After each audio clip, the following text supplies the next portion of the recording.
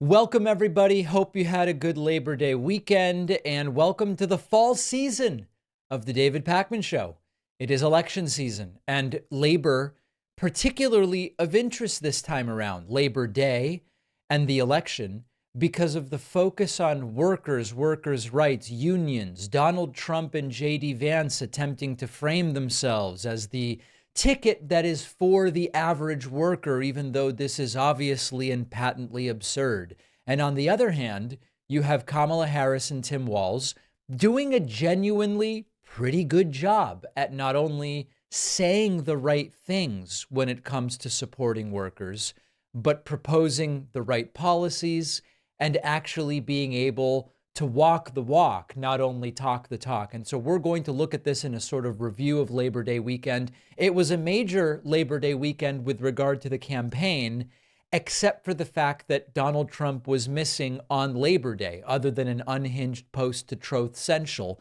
So we're going to get out to all of these different things. But to begin with, I want to start with Kamala Harris in Pittsburgh, Pennsylvania, and Tim Walz in Wisconsin, two critical states in general and two states of particular importance when it comes to organized labor, given the prevalence of factory, union, and other organized jobs in these particular states. So we start with Kamala Harris in Pittsburgh, and we will build to the labor part, but just in general, Kamala Harris continuing to speak very clearly and directly to workers and to labor and to the average person, and just doing a good job of connecting with voters. Because, of course, that's the nature of who we are as Americans. We have dreams. We can see what is possible unburdened by what has been. We have aspirations. We have ambitions. And the system that is a good system is one that supports that and allows people the opportunity to go where they can see and imagine themselves to be. That's what I'm talking about when I talk about an opportunity economy. We fight for a future where every senior can retire with dignity. And so we will continue to defend Social Security and Medicare and pensions. Now, as she continued to give this progressive economic message, someone from the crowd shouted out about Trump, he's going to jail. And Kamala Harris, not making any mistakes, following due process and law and order and saying, the courts will handle that. We're going to deal with the election. Donald Trump is trying to pull us backward, including back to a time before workers had the freedom to organize. He's going to jail. Well, the courts will handle that, and we will handle November. How about that? We'll handle November. Let the courts handle another thing. Now, of course, that is the law and order message, not erratically and apoplectically demanding people be jailed or imprisoned, especially when, like Hillary Clinton, she's not even been charged with a crime, never mind convicted. And Kamala Harris making it clear that it is actually she and Tim Walz who are the party of law and order. And then going back to this message on Labor Day about workers, about organized labor, about respecting the average American. We fight knowing it's some backward thinking for those folks who have been suggesting for years that the measure of the strength of a leader is based on who you beat down. You know, that's the stuff they're pushing. That the measure of the strength of a leader is based on who you beat down, when we know the true measure of the strength of a leader is based on who you lift up. Who you lift up. Do you fight for workers? Do you fight for families?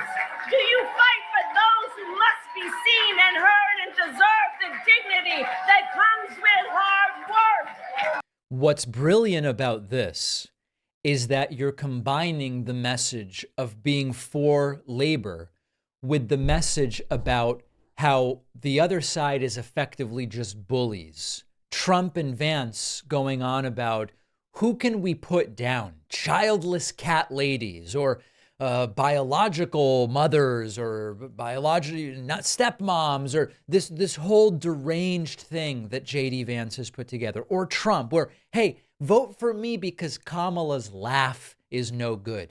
Vote for me because Kamala used to be Indian and she became black, as he wildly said. Vote for me because of these lurid anecdotes of violence that I can completely out of context tell you. That's a very different message from, hey, vote for us because we are going to put together a package of policies which will let people be free to decide, here's the field I want to work in, regardless of having to calculate, will I have health care? Here's a package that we are going to put together that is going to level the playing field, not to achieve equality of outcome, but to achieve equality of opportunity or something close to it. We're going to lift people up. Combining that with the backbone of it is the American worker. The people that Donald Trump has spent his entire life wanting to be kept isolated from. So really staying on message on Labor Day. Now, President Joe Biden also spoke at this event and did also directly address, given that it was Labor Day, the issue of workers and labor. Folks, we made a lot of progress, and Kamala and I are going to build on that progress, and she's going to build on it. I'll be on the sidelines, but I'll do everything I can to help. So look, I'm not joking when I say, this is not a joke. When I said this when I was running in 2020, a lot of people didn't believe me. You did, but didn't believe me. It's all at risk because of Donald Trump, literally. With a stroke of the pen, he can get rid of a lot of this. And do you think this guy gives a damn about your pensions? No, I'm serious. Do you think he loses even an instant of sleep over it? Do you think he cares about all the work you do every day and how hard it is? No. Do you think he cares about good paying jobs for hard-working people who built this economy? No. Hell. He regards picket lines. He'd rather cross one than walk one. But I have no problem walking the picket line. Never. And of course, President Joe Biden, the only sitting president to join a picket line with striking workers in American history that we've been able to find. Joe Biden also poking fun at how it was endlessly infrastructure week when Donald Trump was president, and we were always 2 weeks away from his new health care plan, I might add. Remember Trump for 4 years promised every month infrastructure week. For 4 years he promised that. He didn't build a damn thing. Nothing. I mean, not nothing.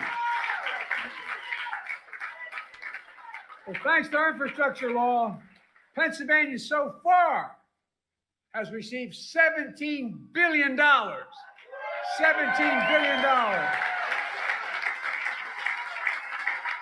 So this was Trump, and this was Trump missing on Labor Day, and it was Harris, and it was Biden. And now I want to address that other sort of elephant in the room.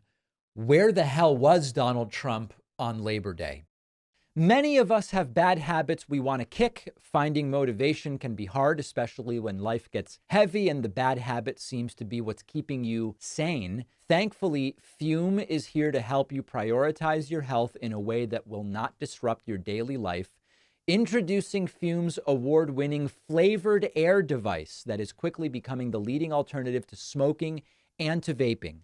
The point of Fume is to satisfy the hand-to-mouth fixation of some of these bad habits, which makes healthy change feel even easier. The Fume device is sleek, it's sophisticated, you can fidget with it. There is no nicotine here, only natural ingredients like plant extracts and oils. There's no electronics, there's no vapor.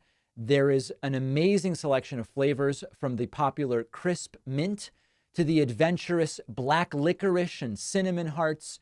Fume is delicious, it's subtle, you can keep using it without feeling overwhelmed. So start your journey today. Go to tryfume.com and use the code PACMAN to get a free gift with your Journey Pack, which includes a Fume device, 3 core flavors of your choice, and a cleaning kit. If you are struggling to get rid of that bad habit, try Fume. The link is in the description.